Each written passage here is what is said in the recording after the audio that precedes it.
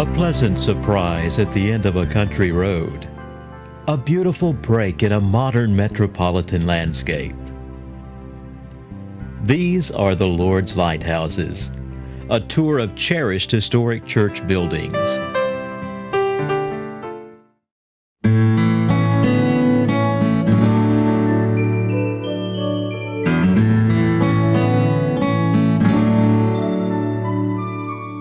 It reflects the opulence of that antebellum planter community in the 1850s, the last decade just before the Civil War, when cotton prices were high and the plantation and cotton economy was very much flourishing.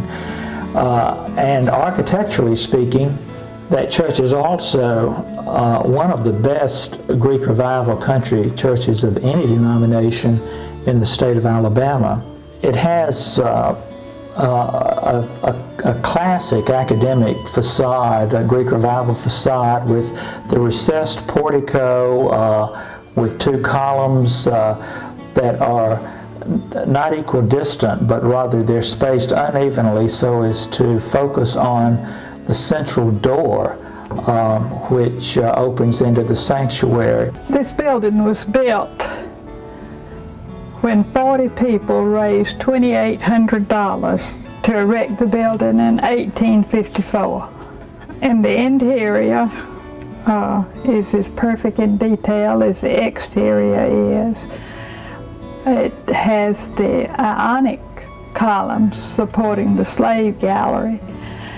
And the windows are Egyptian influence in that they are wide at the bottom than they are at the top.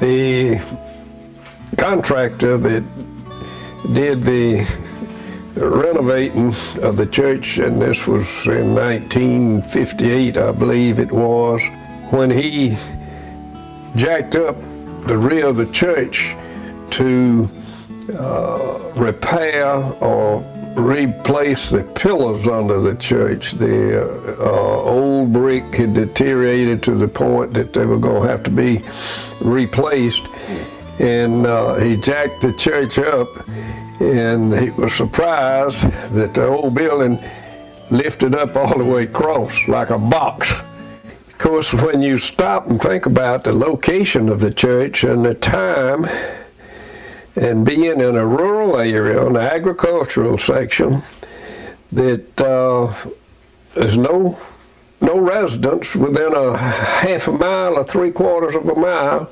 of the church.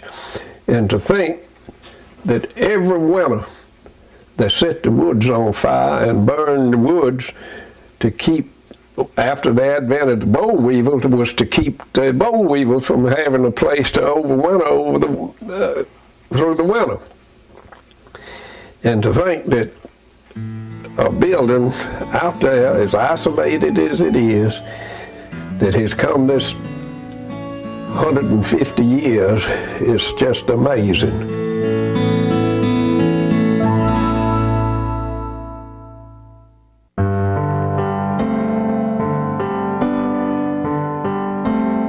Early Methodist architecture, that is architecture of the mid-1700s when Methodism was getting off the ground, was very, very simple for a number of reasons.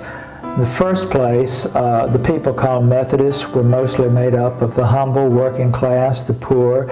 Methodism's mission, when it started out in England in the mid-1700s, was especially to the poor and the humble in society, although it was a movement within the larger established Anglican Church. Its particular focus was to reach the unchurched masses. And John Wesley, though he remained a loyal priest or clergyman in the Church of England all of his life, felt that Methodism's peculiar reason for existence was to reach the hearts and the minds of the masses. And it was a a tenet of faith that they deliberately lived their lives simply. They did not ornament themselves with a lot of jewelry and rouge and so forth, that they lived apart from the world. And their church buildings likewise reflected that philosophy. They were to be simple, just as a Methodist in his life and his attire was to live simply. But as with all movements, that began to change and be modified. And so even by the early 1800s, let's say by the 1820s and 30s, Methodist individual congregations were beginning to aspire toward buildings other than the simple meeting houses that they had originally erected. Bishop Francis Asbury, who is more than any other figure the person credited with spreading Methodism far and wide in early America, complained that some Methodist churches even wanted horror belfries or steeples on their meeting houses, which he considered to be a little bit beyond the pale. Why not use that money for some useful purpose other than just a whimsical belfry for a steeple? And in fact, the first steeple we have record of on a Methodist church was around 1812 or 1814 in Lynn, Massachusetts, and Bishop Asbury commented pointedly on it.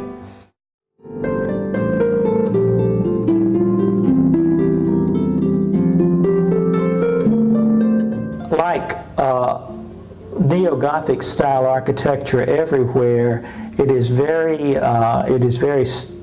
informed architecture. It's architecture where they carefully try to imitate on an academic basis the true Gothic and especially English Gothic of the 14th and 15th and 16th centuries, the 16th century especially, the time of Henry VIII and Queen Elizabeth.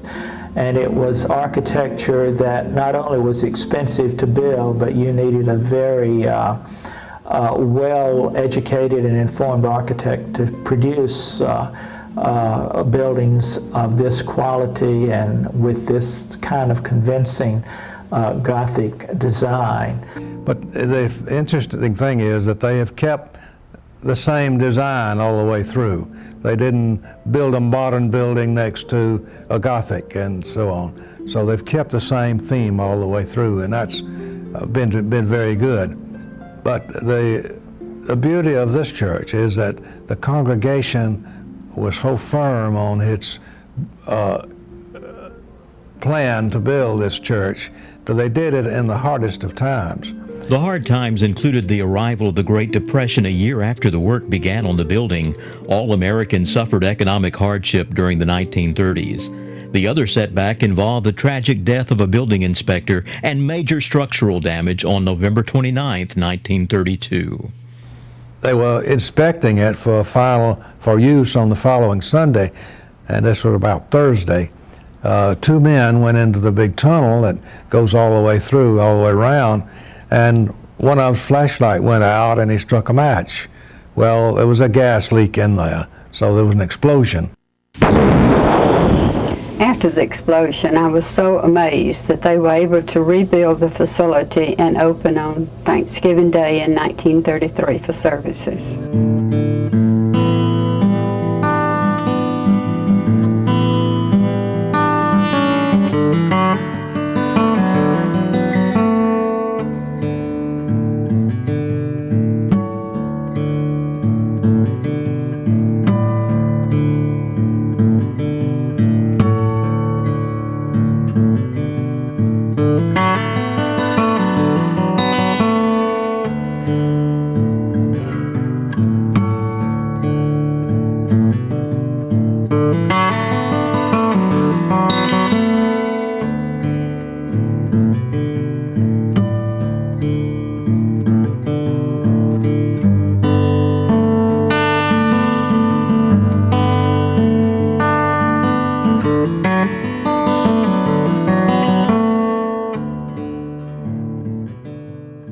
There used to be a habit of tolling the bell At the end of a funeral, when the corpse would leave the church, they would toll the bell one time for each year of the person's life.